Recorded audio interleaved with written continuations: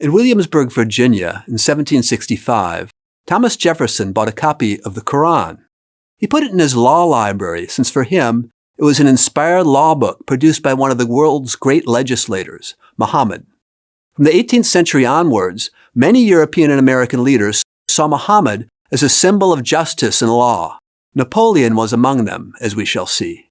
Indeed, today, Portrayal of Muhammad as one of 18 lawgivers graces the frieze in the central chamber of the U.S. Supreme Court, meant to incarnate the principles of justice that the court upholds.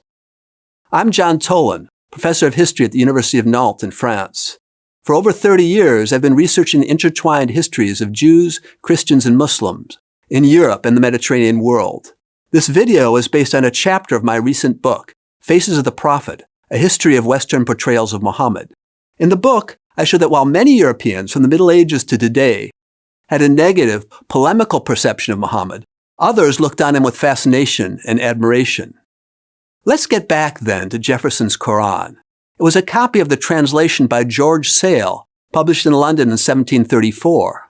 Earlier translations of the Quran into Latin, French, English, and other European languages explained that they translated the Muslim holy book in order to refute it, to expose Islam as fallacious.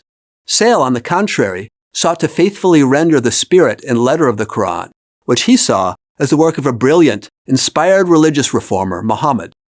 In his introduction, Sale traced the early history of Islam and idealized the prophet as an iconoclastic, anti-clerical reformer who had quashed the power of a corrupt and avaricious clergy and banished the superstitious beliefs and practices of early Christians.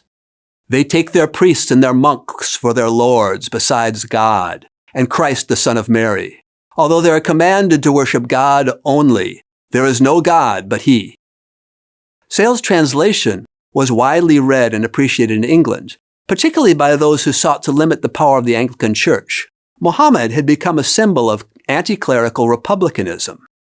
Sale's translation was influential outside of England as well. We saw that Thomas Jefferson bought a copy in 1765. It helped him conceive of a philosophical deism which surpassed confessional boundaries. When Keith Ellison, the first Muslim member of Congress, took his oath of office in 2007, he had his hand on Jefferson's copy of the Quran, which is now in the Library of Congress.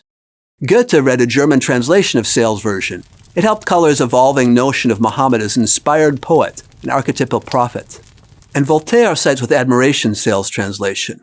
In his World History, the Essai sur les Mœurs, he presents Muhammad as a fanatique de bonne foi, an inspired reformer who abolished superstitious practices and eradicated the power of a corrupt clergy. Indeed, by the end of the century, writers such as English Whig Edward Gibbon, an avid reader of both Sale and Voltaire, saw Muhammad as a great man, charismatic leader, reformer, and legislator of the Arab nation. Napoleon, thanks to his reading of the Quran, styled himself as a new Muhammad. Claude-Étienne Savary produced a new French translation of the Quran in 1783. He wrote his translation in Egypt. There, surrounded by the music of the Arabic language, he sought to render into French the beauty of the Arabic text. Like Sale, he wrote a long introduction in which he presents Muhammad as a great, extraordinary man, a genius on the battlefield, and a man who knew how to inspire loyalty among his followers.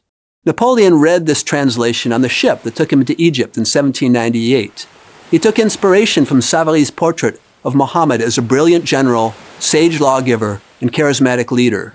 Napoleon sought to be a new Muhammad and hoped that Cairo's religious elite would accept him and his French soldiers as fellow Muslims come to liberate Egyptians from Ottoman tyranny.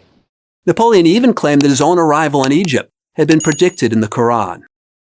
If Bonaparte saw himself as a new Muhammad, he wasn't alone in that assessment. Goethe in 1806 proclaimed enthusiastically that the emperor was Der Mahomet der Welt, the Muhammad of the world, and Victor Hugo portrayed him as a Mahomet d'Occident, Muhammad of the West. Napoleon himself, at the end of his life, exiled by the British to the island of St. Helena, as he ruminated on his defeat, wrote about Muhammad, defended his legacy, and presented the prophet as a great man who changed the course of history. Napoleon saw in Muhammad qualities that resembled his own, conqueror and lawgiver, persuasive and charismatic, but recognized that Muhammad was far more successful, never being exiled to a cold, windswept island in the South Atlantic. Both Napoleon and Muhammad are represented among the 18 lawgivers in the frieze sculpted by Adolf Weinman for the U.S. Supreme Court in 1935. Brandishing his law book, the Quran, the prophet stands between Christian emperors Justinian and Charlemagne. For Weinman, the U.S. Supreme Court epitomizes universal principles of justice embodied by historical figures to diverse cultures, from ancient Egypt and China to 20th century America. The representation of Muhammad stands tall among these historical figures of law and justice, just as he had in the writings of Enlightenment authors like Voltaire and Jefferson. This is worth bearing in mind today, when Islamicist extremists claim to apply the law of the Prophet Muhammad, and right-wing nationalists in the US and Europe ignore the important role Islam has played in the making of Western culture. These are just a few of the surprising Western portrayals of Islam's prophet that I explore in my book, Faces of Muhammad, recently published at Princeton University Press. If you like this video, please share it, and take a look at my book. Thank you. I'm John Tolan for the Amir Stein Center.